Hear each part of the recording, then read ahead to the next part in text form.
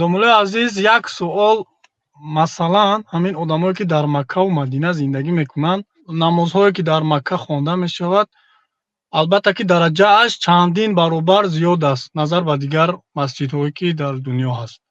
Ин одамҳое ки дар он ҷо зиндагӣ мекунанд, вақте ки чунин мақсад дараҷаҳое ки дар намоз зиёд савобое ки мегиранд, дар ҷаннат ҳам мақому дараҷаҳошон баланд аст назар ба дигар мардуми оддӣ. бале, агар гуноҳ накунанд, агар Макка бо гуноҳашам вазнин аст. ومن يرد فيه بإلحاد بظلم نذقه من عذاب أليم. الله تعالی میگه کسی در مکه نیتی ظلم کند، نیتی گناه کند، گناه نیت کند اما عذاب میتیم. اگر روزی در دیگر جا گناه نیت کنید و نکنید ثواب میگیرید. گناه نیت کنید کردید و نکردید ثواب میگیرید برای نکردگیتون. اگر گناه نیت کنید الله تعالی جزا نمیتید چون که حالی نکردید.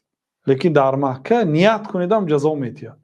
یعنی مکه اگر ساده تر کرده گوییم موافق این پیلوساش با مینوسای خودش دارد. یعنی که گناه کنید هم گناهش هم بعضی علما میگن که 100,000 رکعت، 100,000 مراتبه.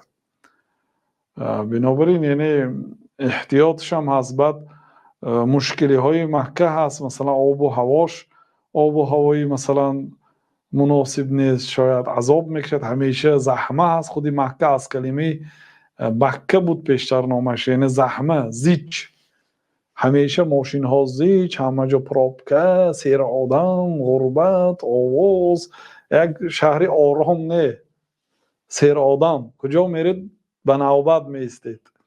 یعنی این مشقتاش بنابر این موال من از حاجی ها شخصانی که عمره رفتن عذاب های کشیده ایستادن. همین وقتی که به حرم میبینید، رسیدید به حرم، از اتوبوس فرو آمدید تا حرم 1 ساعت 1.5 ساعت راه است. با آهسته آهسته آهسته آهسته میرید.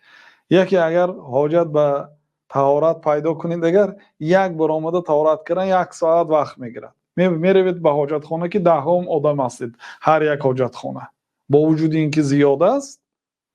یعنی این مشقتاش هست.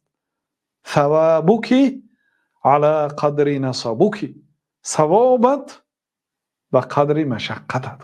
مکه بسیار مشقت است. آسانه اون شما از تماشا میکنید که همه نماز خوانده است، لیکن تا وای نماز اونجا تا اونجا رفتن آدم مهنت کردگی است. با آسانی در آمده نمیتوند به مسجد. برای در آمدن در مسجد و در بالای قالین نماز خواندن در همون جاهایی که شما ببینید جایگیر شدن، باید 2 ساعت 3 ساعت پیش از نماز رود. بسیار مشقت است. بله.